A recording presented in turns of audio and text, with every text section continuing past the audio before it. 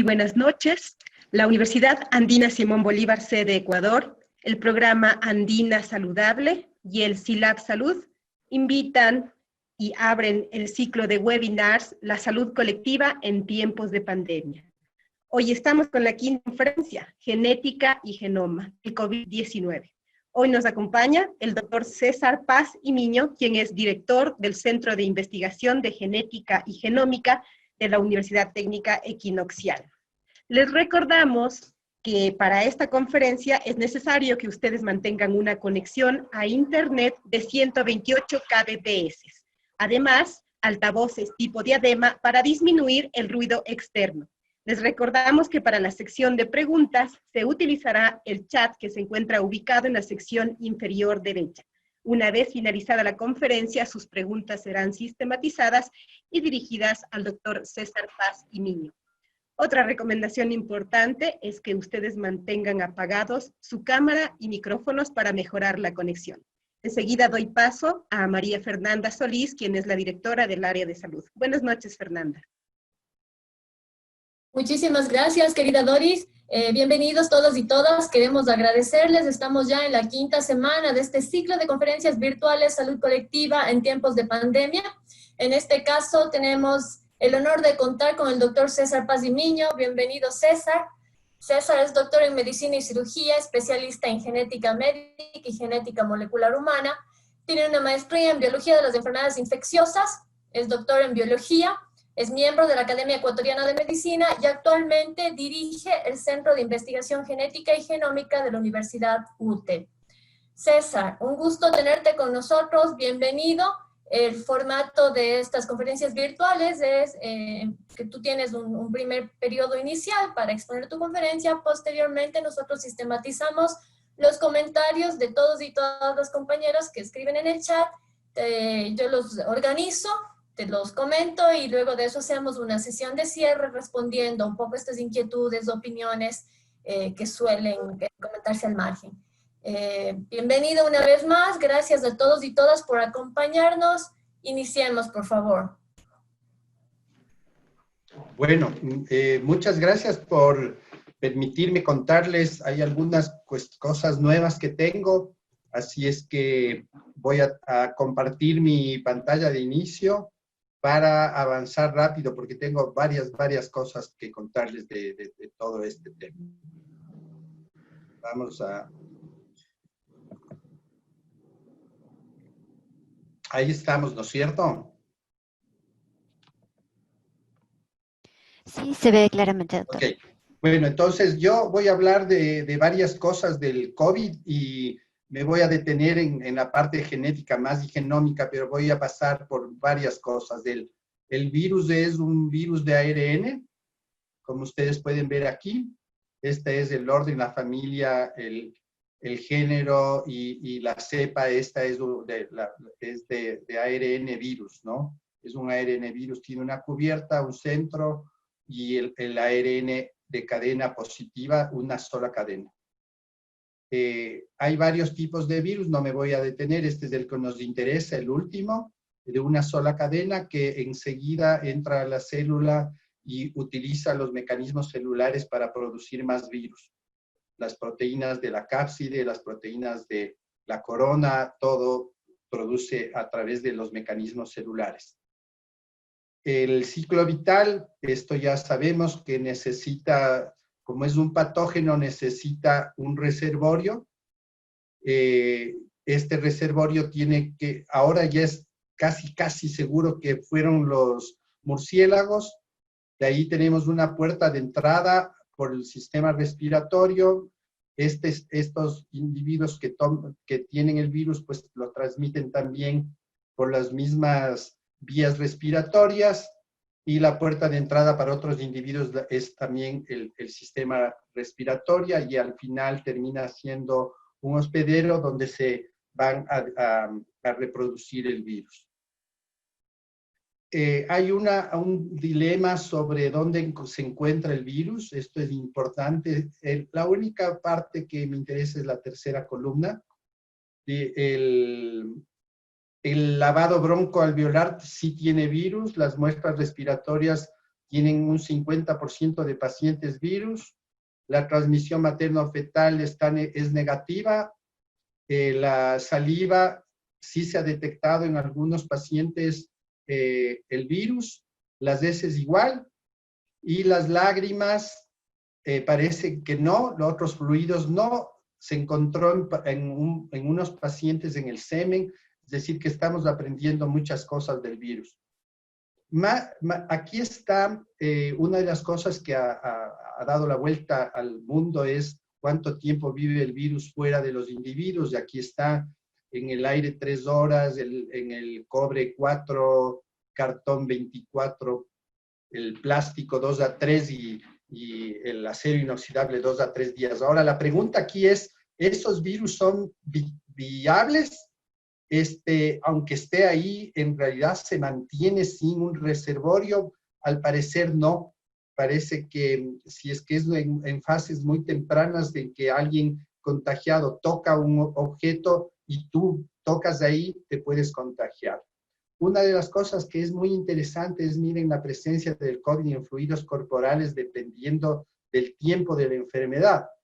Entonces, si empezamos aquí en 0, cómo van apareciendo en los diferentes fluidos el COVID, ¿no? Tenemos aquí nasofaringio, el esputo, la orina, el suero y las heces. Cómo va apareciendo el virus en los diferentes fluidos dependiendo del día de la enfermedad, ¿no? Se sabe que la entrada es, bueno, el reservorio inicial fueron los murciélagos, eso ya está casi comprobado, entra por la nariz y la boca o las mucosas de los ojos. Se necesita pegarse a la célula, donde tiene unos receptores, el principal ya diremos que es el ACE2, y otros receptores que son, o correceptores celulares, donde se pega el virus para poder dejar su material genético. Una de las cosas que, por eso les digo que casi sabemos ahora que son los murciélagos, es que se halló que los coronavirus en los murciélagos se mantienen en los murciélagos de forma prolongada, sin producirles síntomas, y que estos virus pueden salir del murciélago cuando el animal está estresado, baja su sistema inmunitario y se suelta, digamos así, el virus. Esto parece que ocurrió en el mercado de Wuhan y esto está ahora bastante probado que es así. Esto es como el virus se pega estos son la corona del virus que tiene la forma del receptor. Entonces el virus se pega en el receptor ACE2, que es del sistema angiotensina, renina-angiotensina, y por eso es que los individuos con hipertensión, diabetes, obesidad, etcétera, tienen más susceptibilidad porque tienen más receptores. Este es en realidad cómo sería el receptor. Tienes aquí la cubierta del virus, una fracción S2 producida por un gen del virus, la S1 por otro gen del virus, y el receptor de la célula que tiene el ACE2, que es producido por este gen, que tiene otros que también participan. Miren aquí, esta es la estructura y visualización de las proteínas, de cómo sería la proteína de cubierta del virus, estas coronas que son las compatibles con el ACE2. Ahora sabemos muchas cosas. Este es un virus tipo 4 que tiene ARN positivo, que es el que, y aquí está la clasificación que habíamos visto al inicio, que yo simplemente aquí la reafirmo, ¿no? Entonces son las proteínas diferentes que va produciendo. Hoy sabemos que todo el genoma del virus, todo esto es del genoma del virus, tiene estas regiones de lectura que se llama Open Reading Frames, estas dos, y las zonas de estas donde están el mayor número de mutaciones parece que están aquí, pese a que ya se han descrito, como verán más adelante, muchas otras mutaciones, ¿no?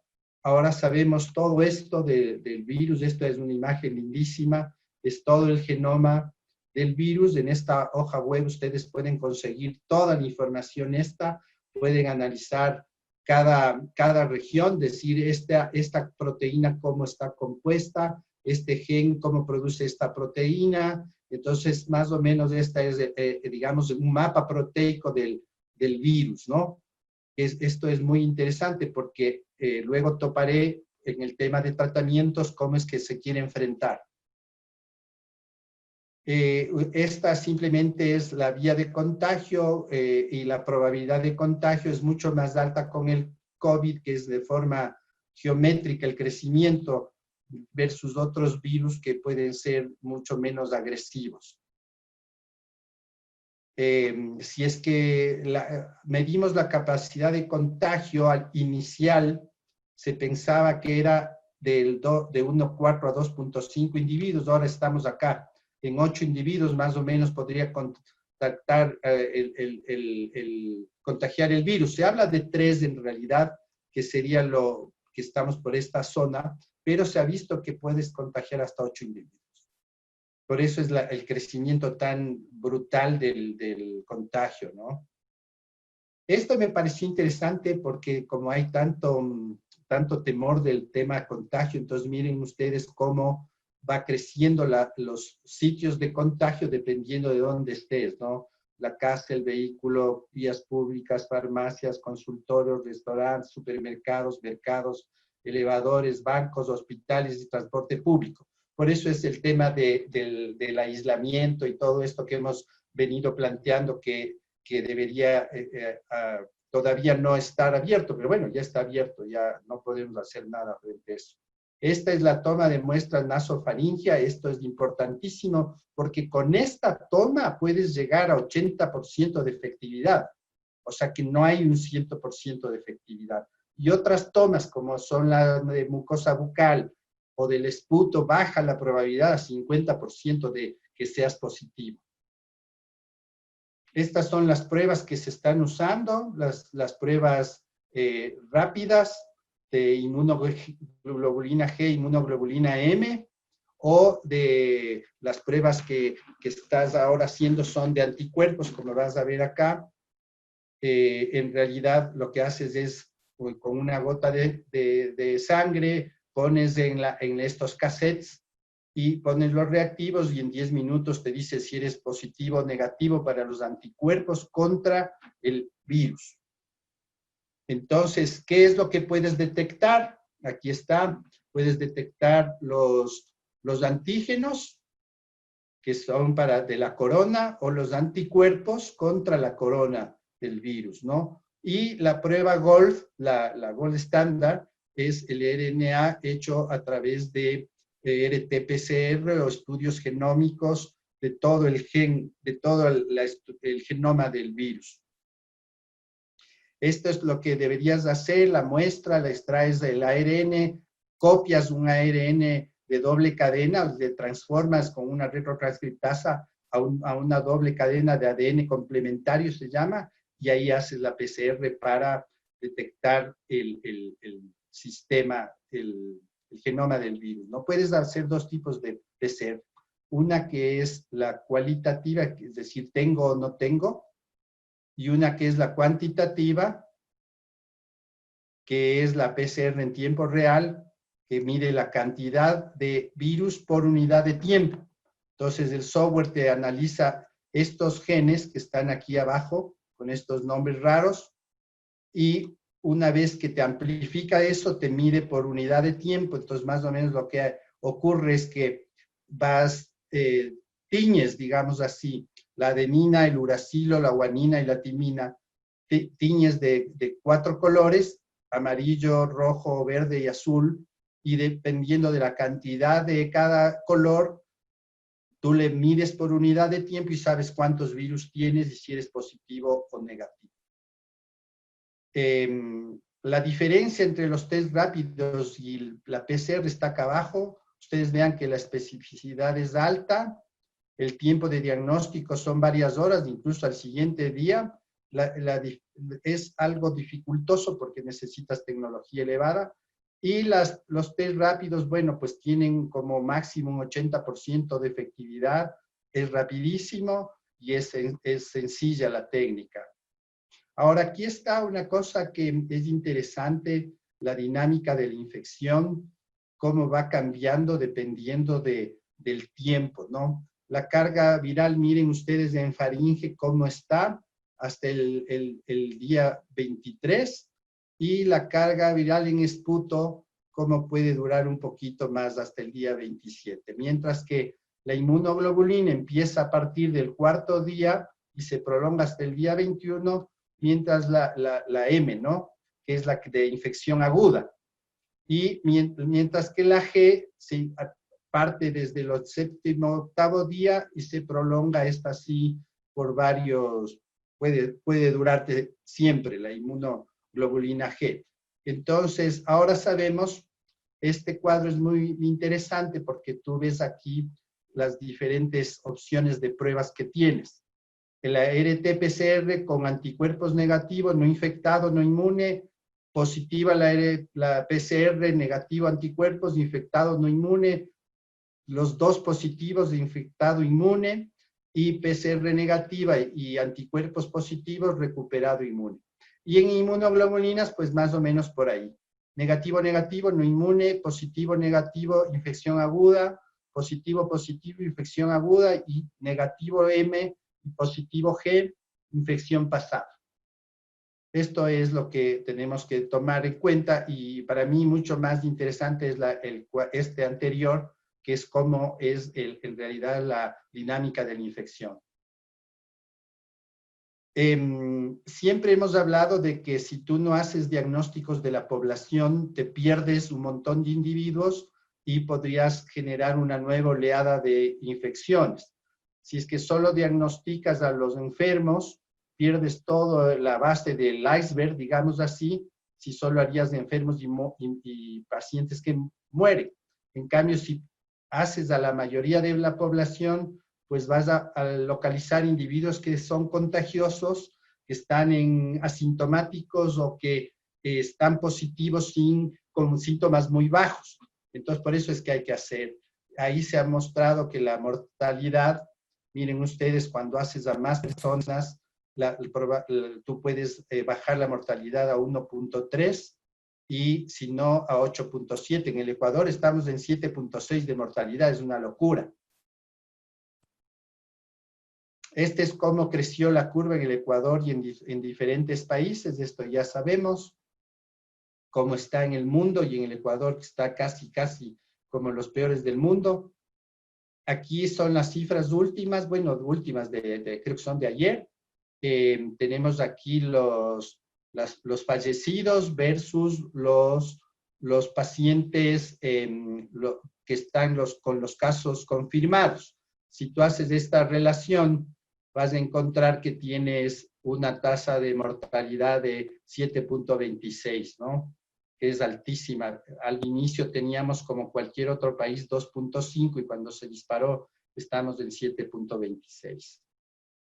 Una cosa que siempre ha llamado la atención, bueno, en los países europeos y con población vieja, la distribución por edades es de esta manera, donde más de 60 años son más afectos, mientras que en el Ecuador tenemos al revés, de 20 a 49 los más afectos, 50 a 64, y luego más de 65, y luego la población menor, ¿no? Entonces, justo nosotros tenemos de esta población afecta mucho más grande. Eso ya me hace pensar que debe haber factores genéticos también involucrados en la susceptibilidad al virus.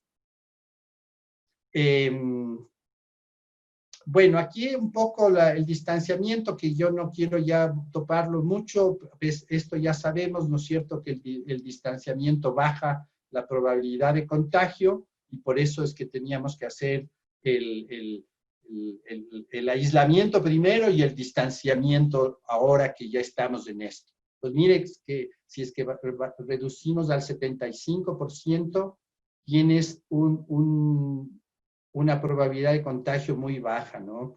Entonces, por eso es que tenemos que extremar medidas también de distanciamiento. Este es el tema de que los diseños matemáticos que hicieron del aislamiento y el distanciamiento. Aquí sería sin aislamiento, aquí con un 50%, un 75% y el extremo que bajaría la curva de contagiados y la curva de sanos aumentaría, que eso es lo que se pretende con el distanciamiento, acercarle al virus. Hay unos dos diseños matemáticos que a mí me llaman la atención en este tema que podríamos comentar luego, de cómo lograr acercar al virus con aislamiento y distanciamiento. El algoritmo que nosotros pensamos que hay que hacer, bueno, lo típico en medicina, el examen físico, la historia, pruebas de laboratorio complementario, estudios moleculares del gen, esto hay que hacer. Alguien ya preguntó por qué, ya voy a explicar. Estudio del genoma del virus, estudio de la predisposición genética, soy genetista, y luego con esta correlación de datos clínicos genéticos puedes hacer los tratamientos y la variación del genoma, que es lo que nos interesa a nosotros para entender por qué las personas se están enfermando. Esta es la fisiopatología, este dibujo me encanta porque es el virus entrando a los pulmones, todo el desencadenamiento fisiopatológico que produce muchas cosas, ¿no es cierto? Baja la perfusión, baja el volumen sanguíneo, baja la capacidad respiratoria, produce trastornos de cardiocirculatorios, estimula el hipotálamo y las terminaciones para subir fiebre, y a nivel del alveolo produce dos cosas muy interesantes, que es la inflamación alveolar y el desarrollo de la hiperinflamación. Aquí está puesto esto justamente como el virus al entrar se pega a los alveolos y produce primero una inflamación, un sistema de inflamación, y luego la reacción de los macrófagos para producir la hiperinflamación, que es lo que en realidad mata a las personas. Entonces tenemos dos formas de clínicas, digamos así, los asintomáticos, los benignos, los moderados y los graves. De estos últimos producen un problema de su sistema inmune que podríamos enfrentarlo como un síndrome antifosfolipídico con altos dímeros D, anticoagulación en definitiva, y trombosis, ¿no? Trombocitopenia, y eso te posibilita la provocación de trombos. Y el síndrome de activación macrofágica, que es lo que mata a los individuos, en realidad la tormenta de citoquinas, la ferritina alta, que son de pésimo pronóstico. Ahora sabemos que en la primera y la segunda fase de la enfermedad tiene que ver el virus.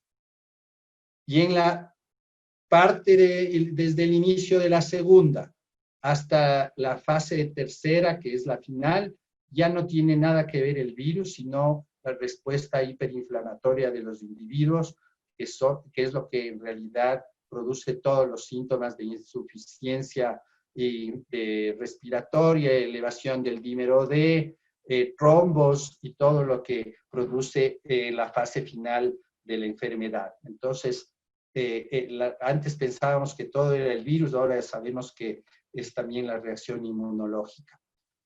Hay otras pruebas de laboratorio que se recomienda, que las pasamos rápido: hemograma, pruebas metabólicas, perfil bioquímico, serología viral, ferritina, dímero D, la interleuquina 6, y las pruebas radiológicas para ver cómo está el paciente, la evolución, etc. Los factores de riesgo, esto ya se ha hablado un montón, ¿no es cierto? Mayores de 55, de 65 se dice aquí, enfermedad pulmonar preexistente, renal crónica, diabetes, la historia de hipertensión, enfermedades cardiovasculares, uso de medicamentos biológicos, sobre todo para cáncer, ¿no? Historia de trasplantes y VIH con CD4 mayor de 200. Entonces, esta es la población que deberíamos tener alerta para lo que es los riesgos. Aquí está una cosa que pues, le voy a plantear ahora directamente, que son las opciones de tratamiento, que están muchas siendo discutidas. Mucha gente no cree en la hidroxicloroquina, dicen que no existe evidencias. otros dicen que sí, que frente a que no tengas nada, ningún recurso, pues al menos uses los recursos que han sido probados en otros sitios, los diferentes antibióticos, la citromicina y hay un antiparasitario también que se está probando, todos los retrovirales, el Remdesivir, que es uno de los que más está usándose y que parece que tendría como una mejor comportamiento en el tratamiento. Y la otra cosa que se está usando es el plasma en ensayos clínicos ya en Ecuador y en muchas otras partes del mundo ya se está usando y parece que tiene buen resultado. Aquí hay una cosa que ya se está diciendo ya con más fuerza, es que las mascotas pueden ser contagiadas, más los gatos que los perros, y que estos podrían ser las formas de contagio, digamos, también que habría que preocuparse. Las precauciones estándares, esto no me va a detener en nada, esto ya sabemos. El personal de salud tiene que usar obligatoriamente cuando está trabajando con salud y esto baja la probabilidad de contagio a casi solo al 1% en realidad. Ahora voy a entrar un poco más al tema de genética del virus. La genética estudia un gen por un gen, como ustedes ven aquí abajo, como un pescador que con una caña trata de pescar un gen, un pez. En cambio, la genómica lo que hace es pescar todos los genes en conjunto. Yo puedo analizar en una sola reacción los 30.000 pares de base que tiene el virus y tendría que hacer uno por uno el momento que hago la RT-PCR, lo que estoy haciendo es un gen por un gen. Analizo en realidad 4 genes en una sola reacción. Puedo analizar todos los genes del virus, más o menos unos 800 genes que podrían estar relacionados al virus, ¿no? Estos son los chips que usamos, donde está pegado todos los genomas, los resultados que me da en la computadora con los mismos 4 colores, verde, azul, amarillo, rojo, los va correlacionando y yo puedo hacer así correlaciones de origen del virus, de dónde proviene el virus, qué mutaciones tiene el virus, etc. Este es el secuenciador masivo donde pongo los chips y leo como lo que les he mostrado. Este es el genoma total del SARS-CoV-2. Aquí están los colores, los mismos colores que digo, y están aquí toditos los 30.000 pares de base, 29.800 más o menos pares de base que tiene el genoma de este virus. Aquí están todas las regiones donde, que tienen que ver con producción de proteínas. Aquí están todos, y esto es interesante porque ahora que conocemos todo el genoma, aquí está el número de bases que está casi 30.000, son 29.800. Como conocemos todo el genoma, podemos saber un montón de cosas. Entonces vamos a analizar algunas. Miren, aquí tenemos, ya sabemos qué parte del genoma produce qué parte del virus, ¿no? Entonces todo por colores, puedes ir asociando este con esta parte de las cubiertas, la región S, M, y N, las que producen la cubierta, y así puedes ir analizando los diferentes receptores que tiene el virus, ya correlacionando con las diferentes partes del virus. Entonces el genoma es importantísimo. Aquí está los números de pares de base, 29.903 pares de base tiene el genoma del virus. Aquí están, miren ustedes cómo es interesantísimo esto, porque el 26 de diciembre se hizo la primera secuencia del virus. Entonces teníamos estos 2 polos del virus, ¿no? El 8 de enero ya aparecieron mutaciones del virus que fueron cambios de una base que produjo cambio de un aminoácido. Luego, el 27 de febrero ya aparecieron más mutaciones con cambios de base y con cambios de aminoácidos. Luego se fue estudiando diferentes mutaciones. Miren, el 14 de marzo en Pekín y el 13 y el 20 de marzo en Bélgica. Aquí yo puse esto porque es interesante que hay mutaciones que no cambian el aminoácido, se llaman mutaciones silenciosas, todas las que no cambian el aminoácido, mientras que las que cambian el aminoácido, es decir, una tirosina por una isoleucina, por ejemplo, esta es una mutación no silenciosa, es decir, produce un cambio en la lectura del virus. Y esto es lo que se ha encontrado actualmente. Ya tenemos descritas, miren ustedes, aquí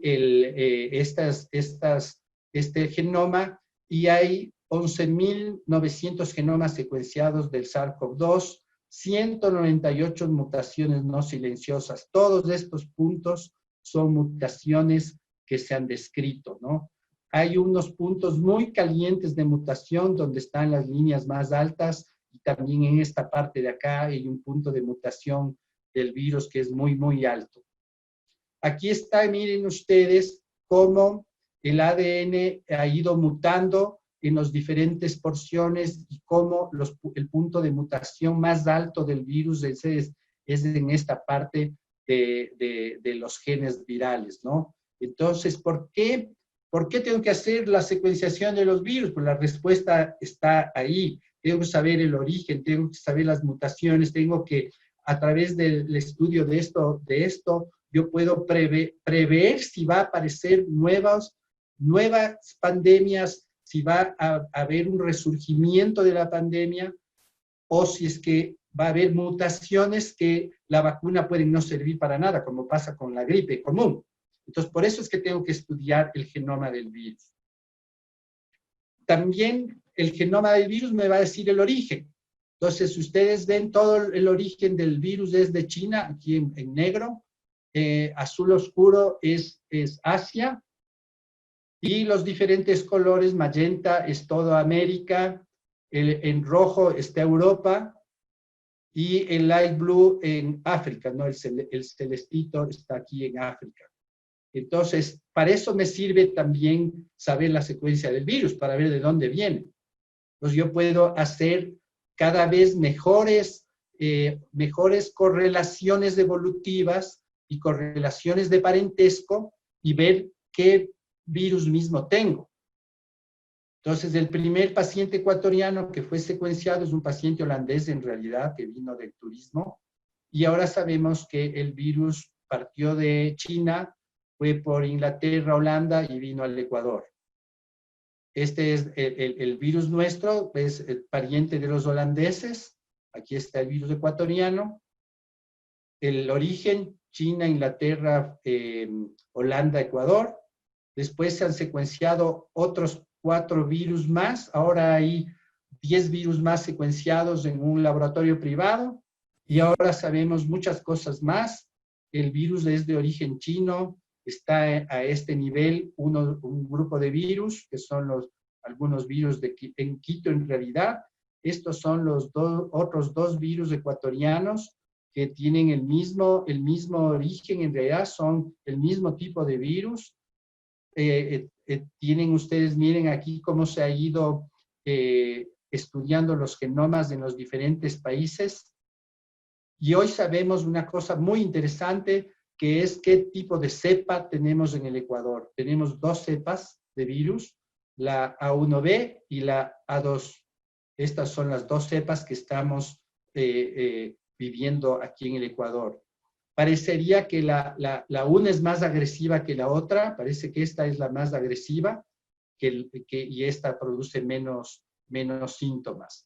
Una de las cosas interesantes que también nos sirvió estudiar el genoma es que supimos, al comparar con los otros, el SARS-CoV-1, los otros coronavirus, diferentes virus de otras especies, que la secuencia es súper similar, es casi idéntica, tienen porciones de mutación aquí, por ejemplo, estos virus tienen que tienen que ver con el murciélago y con el pangolín, es el mismo, que lo humano, entonces, por eso es que se piensa ahora con certeza que viene de la naturaleza y que no fue hecho en ningún laboratorio.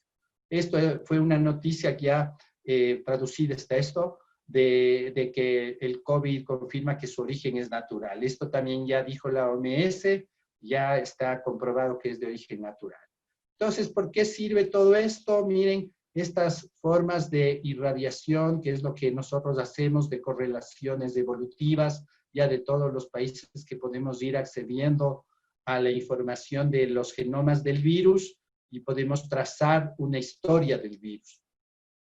Hay dos cosas que siempre en genética nos interesa, es que tenemos una distribución normal de la población. Esta distribución normal de la población es lo que esperamos, ¿no es cierto? La mayoría de la población que tiene un riesgo normal, que se enferma de forma más bien media y leve, una población resistente, que es más o menos del 20%, una población de riesgos que se enferma un poco más grave, y una población en realidad que manifiesta síntomas muy severos, un 15% necesita hospitalización y un 5% cuidados intensivos y podrían llegar a la muerte entre el 1 al 5% de personas. Cuando yo veo una distribución así, tengo que pensar que esto es de origen poligénico, es decir, hay muchos genes que están provocando esta diferente reacción ante un agente infeccioso. Eso es algo que nos inspira un poco a investigar las bases genéticas de la población del Ecuador, partiendo además de que se pensaba que el grupo sanguíneo A era mucho más susceptible a formas graves. Nosotros somos la mayoría de la población grupo 0 y tenemos formas graves. Entonces, esto podría hacer pensar que hay otros factores. Yo creo que hay otros factores, no la sangre.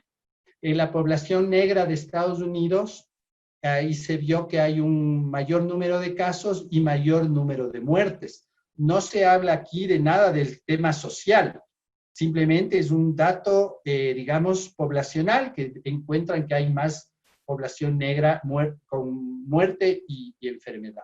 Entonces, eso hace pensar que los ecuatorianos, que somos mestizos, la mayoría tenemos esta composición genética, 59 de nativoamericanos, 28 europeos, 11 africanos, dependiendo de las zonas. Me va a pasar. Aquí puede haber una pequeña variación de las zonas, ¿no es cierto? Lo que es nativoamericano en la costa de la Sierra del Oriente, lo que es europeo y lo que es afro, cómo está distribuido, ¿no? La población nuestra. Entonces, nosotros pensamos que si partimos de un estudio previo, que esto además ya está en el mundo haciéndose casi lo mismo, que hay receptores para los virus, como el coronavirus, para que se una, por ejemplo, el HIV a las células necesitas de este gen, el CCR5. Si no tienes de ese gen, no te infectas nunca. Y entonces, si tienes mutado, se pega a un correceptor, se pega al receptor CCR5, que es del clave, se pega a otro correceptor, ahí se abre la membrana y entra el virus. Entonces, lo mismo tiene que pasar aquí en el Ecuador con el coronavirus. Nosotros detectamos, por ejemplo, que para el gen CCR5, la población ecuatoriana tenía un 1.2% frente a poblaciones de, por ejemplo, Estados Unidos o el Mediterráneo, que llegan al 26% de mutación de este gen. Entonces, para el coronavirus debe pasar exactamente lo mismo. ¿Por qué? Cuando haces una correlación genética de todo lo que sabemos ahora con el virus, tú ves que este es un dendrograma de correlaciones genéticas. Aquí está el ACE2. Y este tiene que ver con este de aquí, con este de aquí, con este de aquí, con este, con este, algo con los verdes que están aquí y menos con todos los otros. Entonces, este es un gen importantísimo que tiene que ver con muchos otros. Entonces, cuando tú ves esto, planteas una investigación con ese asunto. Entonces dices, ¿qué voy a estudiar? Estudio genes de predisposición, estudio los genes del virus, los genes que tienen que ver con el ACE2 y todos sus componentes extras, y planteo una hipótesis de trabajo de susceptibilidad genética de la población a las enfermedades, esta viral. Bien, esto me lleva también por la misma lógica de análisis de los genes, como les mostré en este cuadro. Yo puedo hacer lo mismo in silico, tratando de ver por qué hay o qué fármaco debería utilizar para curar a los pacientes con el coronavirus. Entonces, hay las estrategias bioinformáticas. Tú coges toda la información que conocemos ahora del virus, sus diferentes proteínas, y las metes en las bases de datos que son abiertas, y tú dices cómo es la interacción fármaco-proteínas ya conocidas.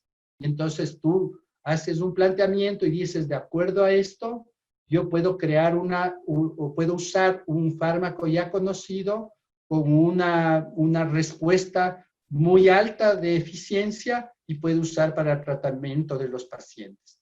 La otra cosa es que puedes utilizar fármacos que sabes que producen una transcripción del virus aumentada, y puedes entonces crear fármacos antitranscripción solo a base de los fármacos existentes.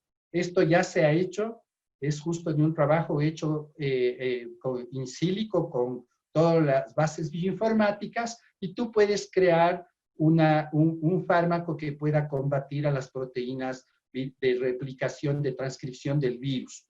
Entonces, esto es el modelo que se plantea. Entonces, mira tú cómo se han analizado 2.938 modificaciones farmacológicas y que están conectadas, 135 drogas están conectadas con las proteínas virales. Entonces, cuando ocurre esto, deberías ir probando cada una en los pacientes, ¿no? Las que más alta correlación tienen, deberías ir probando, y así empezar a reutilizar fármacos conocidos, como pasó con la hidroxicloroquina y como pasó con el antiparasitario ¿cómo se me fue el nombre? Bueno, el antiparasitario también, que se dijo que era eficiente. Por último, voy a hablar algo de las estrategias para vacuna muy rápidamente. Si tengo aquí el virus con su corona, yo puedo crear moléculas artificiales que se peguen al receptor ACE2 y bloqueen que el virus se pegue, y entonces no entraría. Puedo también crear anticuerpos monoclonales, por ejemplo, contra el receptor ACE2, que no permitirían que se pegue el virus. Puedo también crear proteínas similares a la corona del virus, y así evitar que el virus se pegue al ACE2. Y una de las más prometedoras es justamente una molécula que se pega a la corona del virus y no deja que se meta al ACE2. Ahora, esto me lleva, ya para terminar, me lleva a plantear una cosa. Cuando estás hablando de fármacos, cuando estás hablando de vacunas, tienes que hablar de a quién le interesa esto. Entonces, los mayores fabricantes del mundo de vacunas, miren cuánto ganaron en euros. El 18 de marzo a las 9 horas se contabilizó esto desde que inició el tema de la pandemia, y aquí está pues cómo son los intereses de las grandes corporaciones para crear la vacuna y quedarse con las patentes y las ganancias. Entonces, eso es algo que hay que considerar.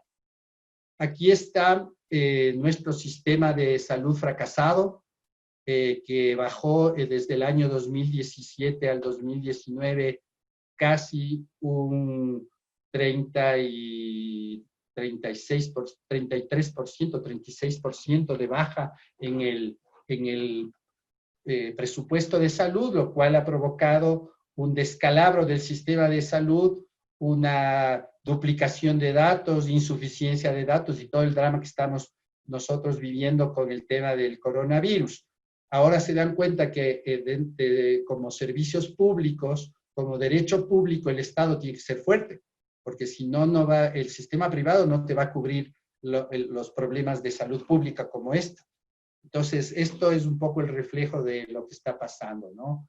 Aquí está, miren, los costos económicos del COVID bajo la visión productiva, el distanciamiento productivo, que es chistoso esto para mí. Entonces, miren los efectos directos en los sistemas de salud, carga extraordinaria, fragmentación, acentuamiento de condiciones de acceso desigual según nivel de ingreso, y los efectos indirectos, pues suspensión de la actividad productiva, mayor desempleo, eso ya estamos viendo, y el tema de la recesión mundial, ¿no? Entonces, estas son cosas derivadas de todo este bichito que nos está enseñando un montón de cuestiones en relación a la salud pública, a la necesidad de los estados de ser fuertes en salud pública y de los derechos de salud. Y por último, esto que es lo que nos está pasando como Ecuador, aparte de la baja del petróleo, tenemos una pérdida del Producto Interno Bruto hasta el 18 de marzo del 2.5% de pérdida del Producto Interno Bruto. Entonces, es en realidad un problema que toca varias cosas, ¿no? Entonces, aquí están mis contactos, si alguien quiere escribirme, seguirme, mandarme cosas lindas, no feas, y ya, y eso es. Entonces, creo que me demoré justo los 45 minutos que quería. Sí, súper bien. Muchísimas gracias, César. Pues tenemos una lluvia gigante de preguntas que yo he intentado ir sistematizando. Tengo aquí como 10 papelitos y además un archivo de Word. Entonces voy a intentar sistematizar por campos temáticos y pues luego regresamos contigo para que puedas responder algunas de ellas, Okay. todas las que consideres que logramos hacerlo hasta que el tiempo nos permita. Muy bien. En primer lugar, hay algunas preguntas específicas sobre, por ejemplo, por qué es importante secuenciar el genoma del virus en distintos países, por qué no se ha podido desarrollar aún una vacuna para el COVID, qué posibilidades existen de que este virus haya sido fabricado en un laboratorio en Wuhan o es completamente natural, aunque creo que sobre esta ya planteaste muchas claridades. Creo que es importante insistir en que desde una perspectiva, en nuestro caso, ¿no?, de ecología política, este virus pone en evidencia una vez más de qué forma los procesos de intensificación del extractivismo, del reproductivismo agrícola, con esta masificación y la irrupción generalizada de agrotóxicos, transgénicos y hormonas y antibióticos, en el caso de la crianza intensiva animal, van generando esta ruptura de los procesos metabólicos de los ecosistemas, generan una presión o un estrés impresionante en los ecosistemas. Los animales silvestres ya no tienen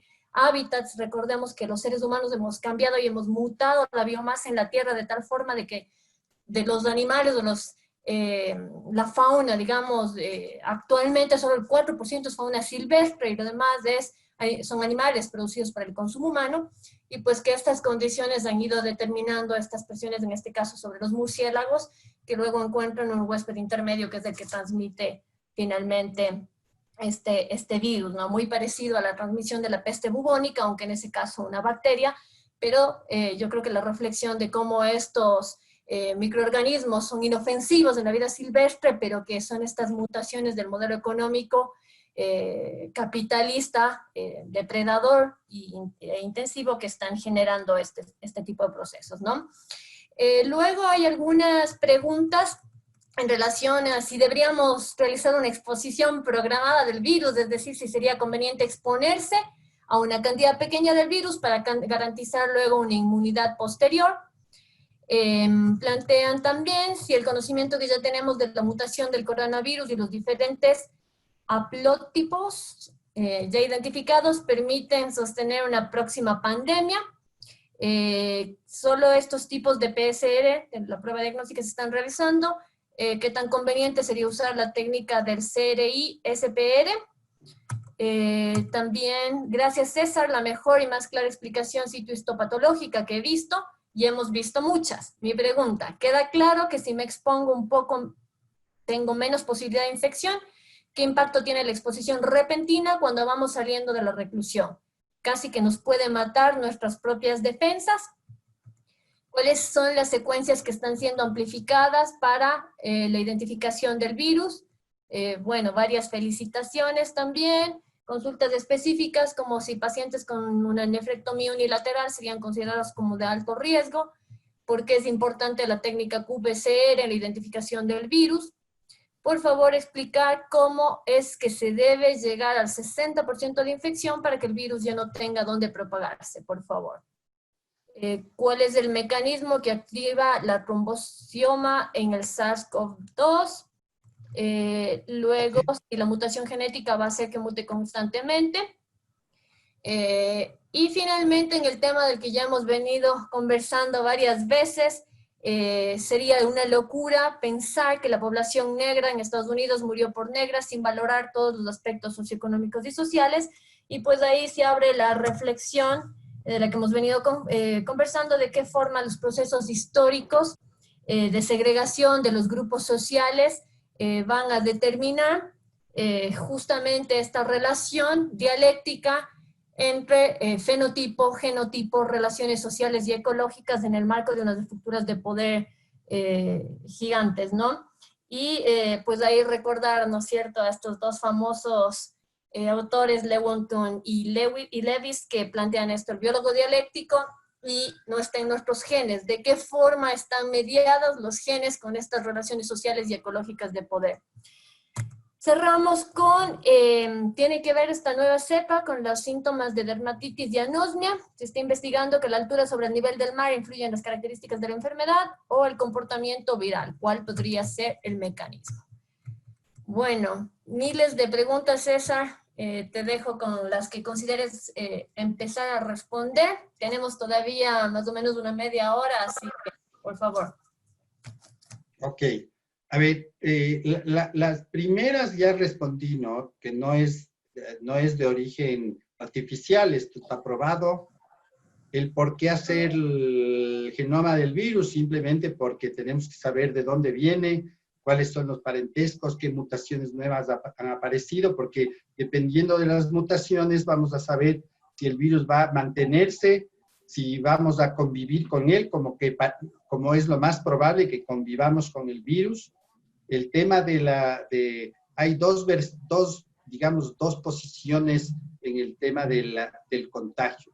Los virólogos más, más puros, los microbiólogos más puros, dicen que tiene que contaminarse la población que tiene que contaminarse y que tienen que morir los que tengan que morir, porque eso es lo que hace la pandemia y los virus y los bichos.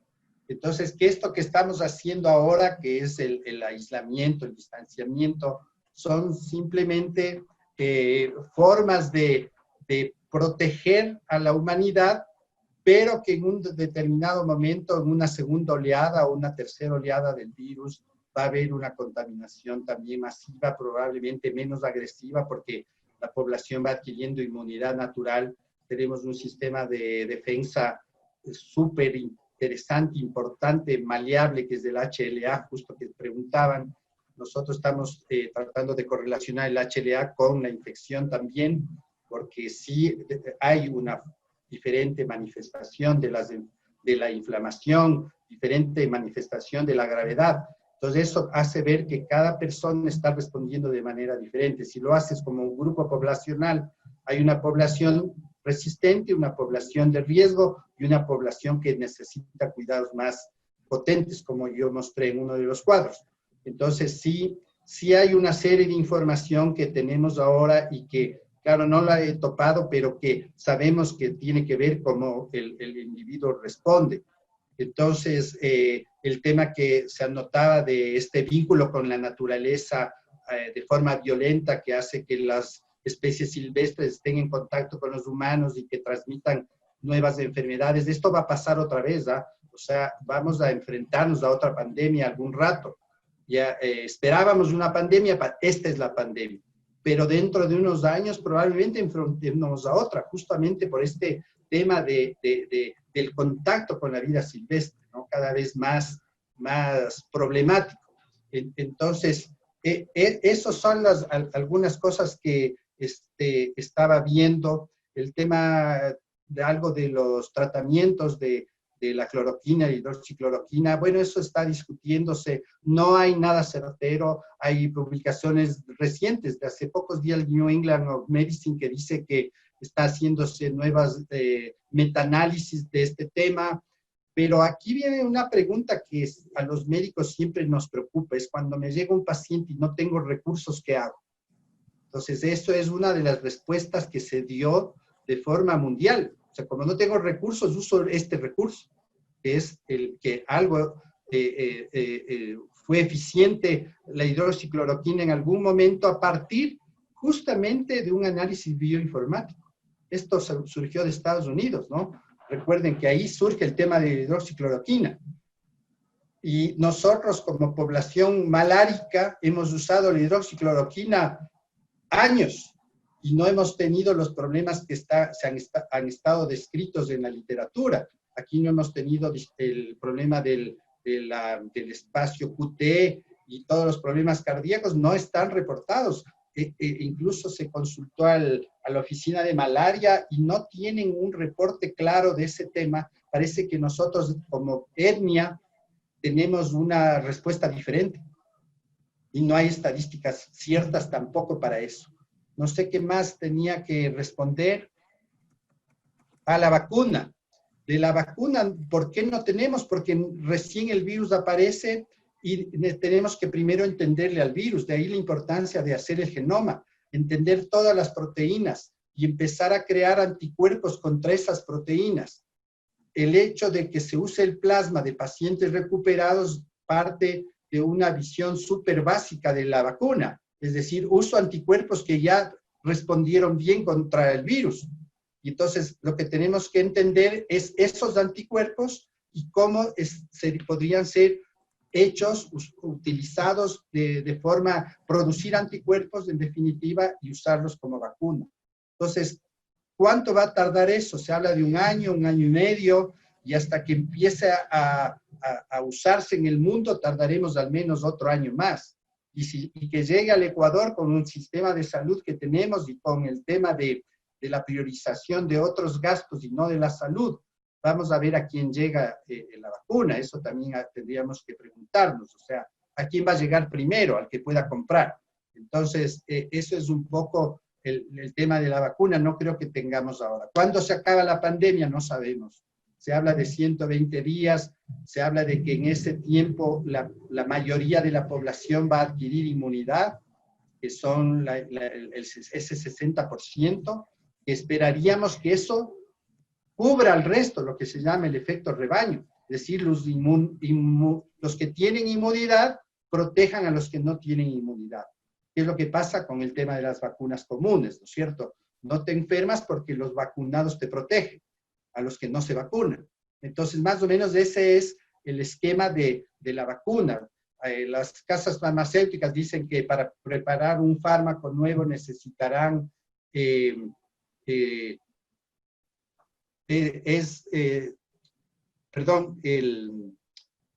¿cuánto va a tardar la vacuna? Las casas comerciales dicen que 17 años, tienen entre 10 a 17 años. Entonces, no sabemos exactamente cuánto va a tardar la vacuna, ¿no? O sea, pensamos que esto sería así. En un año, 2 años, dicen con toda la tecnología.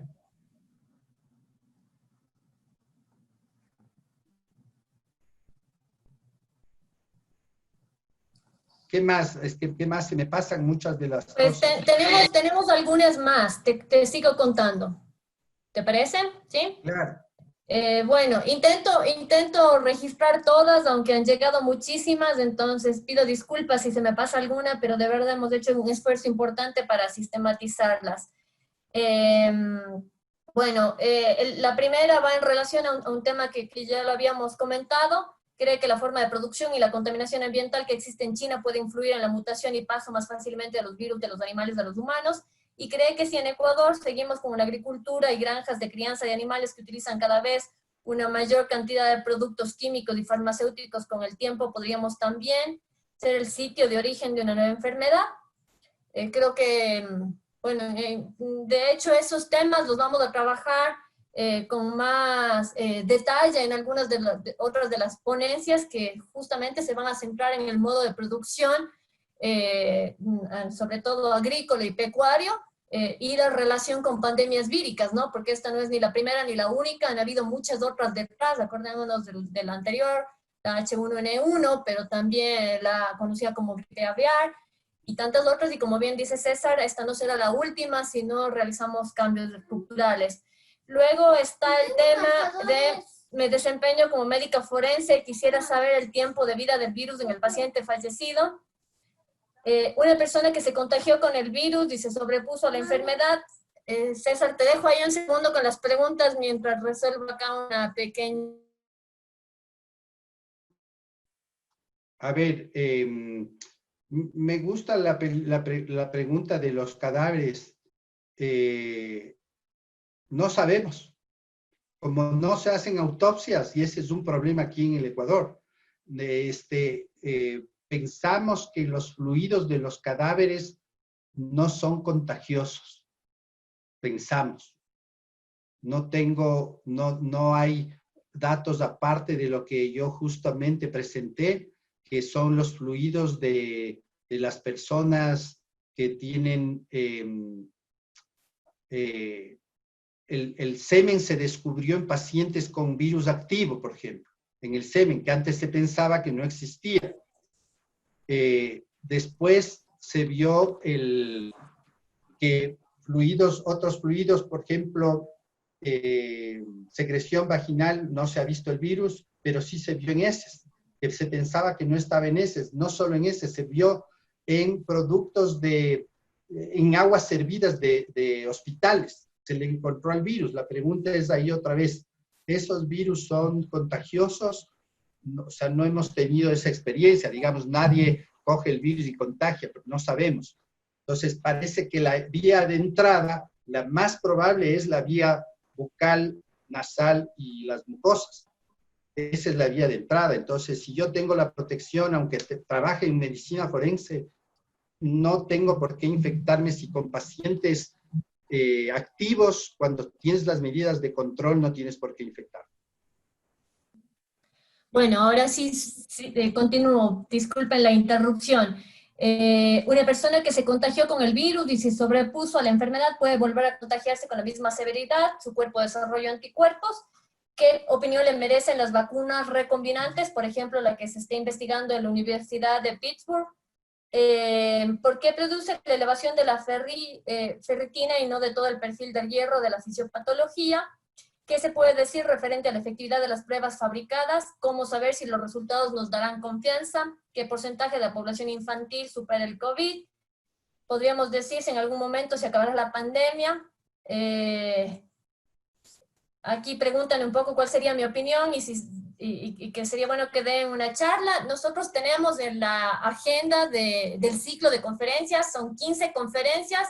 De hecho, yo cierro el ciclo de conferencias y la conferencia que yo estoy trabajando se llama el modelo biomédico policial militar para vigilar, castigar y fumigar a la población.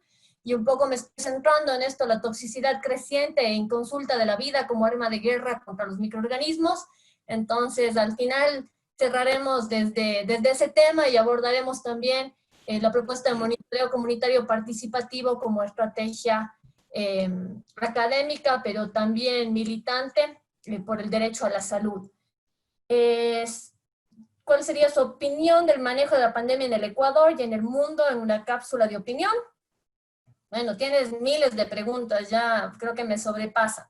¿Cómo funciona el sistema inmunitario de una persona que superó la enfermedad? Nuevamente parecida, ¿no? Hoy en día el papel de los médicos veterinarios es clave. Se debe potenciar la implementación de buenas prácticas pecuarias, debemos ser propositivos y no generar visiones sesgadas. En el tema de agroecología, de agroindustria y de crianza intensiva de animales, vamos a tener varias ponencias también en las siguientes semanas. ¿Cuáles son las secuencias que están siendo amplificadas para la identificación del virus? Acá hay una interesante, ¿no? Lo más seguro es que la hidroxicloroquina esté acá en el Ecuador, no es que no tuvo efectos secundarios, sino que seguramente nunca se registraron, porque utiliza el gen ORF1 para la amplificación del virus.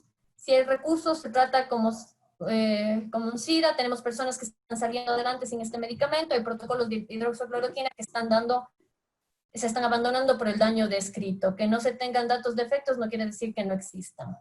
¿Qué características debe tener el plasma inmune para ser utilizado en cuanto a nivel de AC para que sea efectivo? Yo creo que te voy a pasar todas las preguntas específicas más bien para escribir un libro, oye. Sociales para que les respondas por Facebook, porque son muchísimas, no vamos a lograr revisar todas. ¿Qué opina de los métodos no convencionales como eucalipto, por ejemplo, que utilizan algunas personas y al parecer da resultado? Y bueno, quedan muchísimas más, al menos bueno, sí, hay unas que sí quiero responder. Por supuesto, a todas las que alcancemos, mientras los ponentes se mantengan bueno, con... hay unas que, como soy genetista, quiero responder, porque, por ejemplo, los genes que detecta la PCR en tiempo real, pues son los genes que son típicos y específicos del coronavirus 19, que eso parte justo de la secuenciación que se hizo de todo el genoma. Entonces se ve que son los que mejor se mantienen, los más específicos, 99% de eficiencia y especificidad. Entonces por eso se usa eso. Porque el genoma secuencia todo, no solo los Open Reading Frames, secuencia todo. Los 2 Open Reading Frames más todas las secuencias NS, todas. El tema de la pandemia ya respondí que no sabemos. Probablemente tengamos que convivir con este virus como se convive con la gripe. Convivimos y tendremos unas tasas de mortalidad esperadas de alrededor del 2.5%, si es que logramos que las personas tengan inmunidad. Hay una cuestión que me interesa también, es el tema de las investigaciones nacionales sobre la posición del Ministerio de Salud. Varía tanto la gente del ministerio que cada vez que llega alguien nuevo tiene nueva política, nueva visión, nuevos formularios, nuevas reglas, nuevas personas, nuevos reglamentos, nuevos formularios. Y entonces eso enlentece la investigación al máximo. Nosotros, cuando empezó la pandemia, ya presentamos un proyecto al CNESID, hasta ahora no nos responden, ni siquiera responden. El Ministerio de Salud, ya hemos presentado una propuesta justo de los genes de predisposición, dijeron que en 5 días ya van 10 y no responden. Entonces, esta es una conducta normal del sistema de investigación y el sistema nacional en investigación. Entonces es una tragedia, ¿no? Tienen un reglamento lindísimo que eso se hicieron en un mes, pero la respuesta a las necesidades de investigación no las tienen, no existe. ¿Qué más había de cosas que me estaban llamando la atención? Ahí hay alguien que pregunta cuántos virus secuenciar. Bueno, o sea, si tenemos 11.900 en el mundo y en el Ecuador tenemos 14, y ya sabemos que hay 2 cepas, podríamos secuenciar 100 para ver qué pasa. Los costos son altísimos, entonces eso es lo que desanima a la gente. O sea, para arrancar el secuenciador masivo, yo necesito casi $4,000 para arrancar el secuenciador. Entonces, es complejo el tema de inversión para esto, por eso es que no se prevé hacer muchos. Pero tenemos que saber de dónde viene el virus. El tema de la hidroxicloroquina quiero volver a tomar. Yo fui paciente malárico, tomé hidroxicloroquina, no tuve ningún problema cardíaco y todos mis pacientes maláricos no tuvieron nunca problemas del corazón. Y yo atendí más o menos 2.900 pacientes en un año, de los cuales el 30% eran pacientes maláricos, y en la zona del norte de Esmeraldas.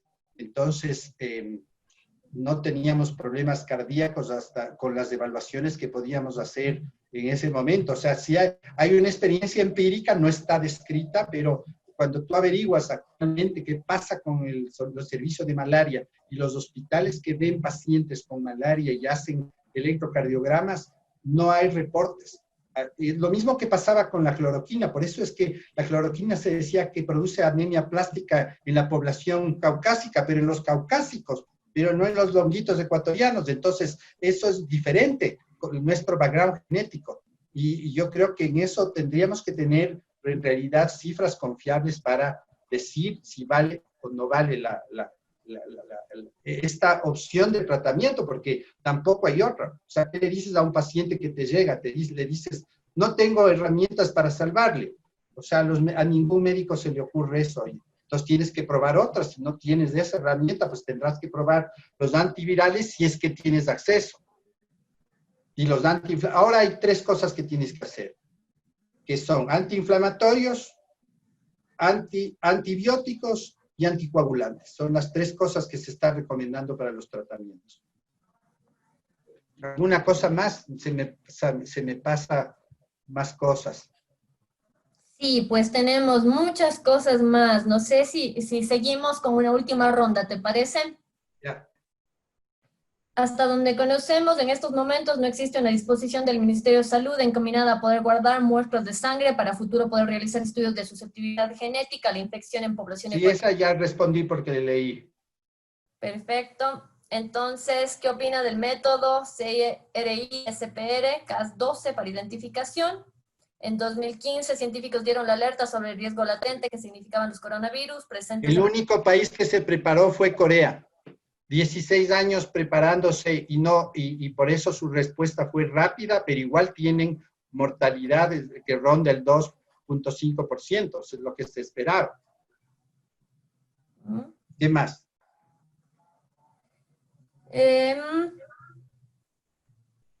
O sea, me hacen preguntas de cardiología que no las sé. Bueno, está porque se utiliza el gen ORF1, me parece que ese también ya estuvo. Ya le respondí.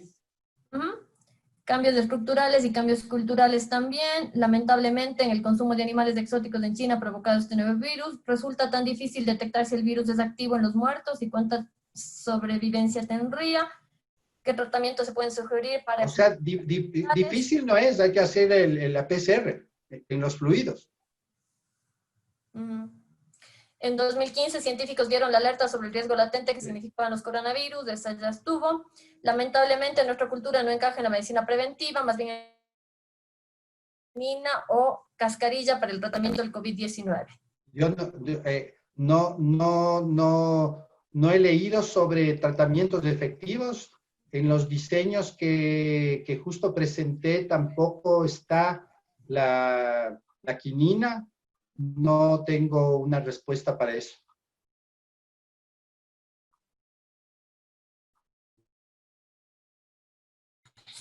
¿Qué otra cosa más? Creo que...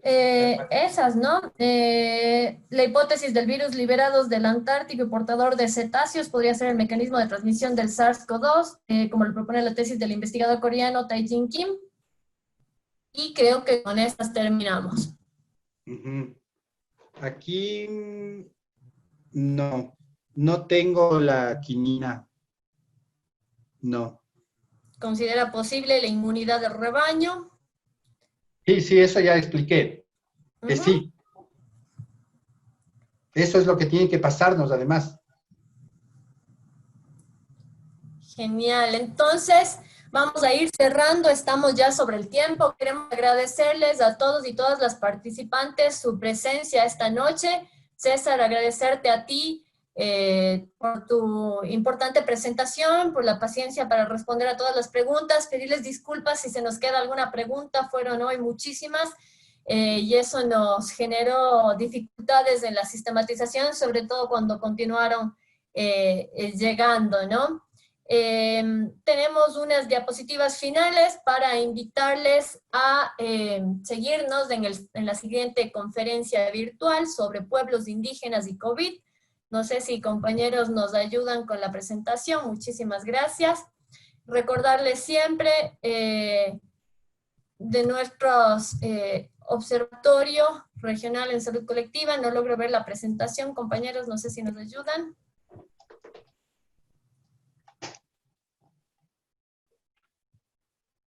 Por favor, ponle en modo presentación a PowerPoint, Iván. Bueno, mientras le ponen, gracias, mientras le ponen a la presentación, solo recordarles que tenemos los programas académicos del área de salud, el postdoctorado en salud colectiva, el doctorado en salud colectiva, ambiente y sociedad, la maestría en epidemiología y salud colectiva, la maestría en acupuntura y moxibustión y la maestría en trastornos del desarrollo infantil. Y todavía estas maestrías que están en fase de diseño y aprobación, la maestría de agroecología, la maestría en evaluación de impactos en salud colectiva y ambiente, la maestría en alimentación y salud colectiva y la maestría en adolescencia, en salud de la adolescencia y juventud. Si pasamos, por favor. Si nos ayudan pasando, por favor, a la diapositiva final. Si me ayudan saliendo de pantalla. Quedémonos ahí, gracias. Asimismo, recordarles que tenemos el próximo jueves a la misma hora la siguiente conferencia sobre pueblos indígenas y COVID-19 con el doctor Adolfo Maldonado Campos. Queremos agradecerles por su presencia. La próxima semana esperamos compartir con ustedes un pequeño regalo. Como les conté, estamos trabajando en un librito que justamente se llama, que está trabajando el tema del modelo biomédico policial militar para vigilar, castigar y fumigar a la población. En esta línea quiero cerrar con un pequeño fragmento del libro que dice: definitivamente esta no es una guerra contra los virus, las bacterias, los hongos y los parásitos, menos aún es una guerra contra quienes no han podido cumplir las medidas de aislamiento social porque el hambre les obliga a buscar cualquier alternativa de ingreso económico para sus familias. La era post-COVID-19 no debe ser una guerra, debe ser una declaratoria de paz entre los pueblos del mundo y sobre todo entre los pueblos y sus naturalezas. Muchísimas gracias por acompañarnos. Les esperamos el próximo jueves. César, muchísimas gracias. Cuídate mucho y nos vemos. Gracias. Súper. Chao. Muchísimas gracias, Fer. César, gracias por la brillante exposición. Les invitamos nuevamente a llenar la encuesta final que ha sido colocada en la sección inferior del chat y también les recordamos que ustedes pueden descargar las diapositivas de esta presentación en el repositorio de SlideShare de Andina Virtual. Igual lo colocamos dentro del chat. Les esperamos en el próximo webinario sobre los pueblos indígenas y COVID 2019. El enlace se les estará enviando oportunamente a sus correos y se mantendrá el mismo que tenemos en este momento. Una buena noche, esperaremos unos 10 segundos y cerraremos la sesión. Muchas gracias. Gracias, chao. Buenas noches. Chao.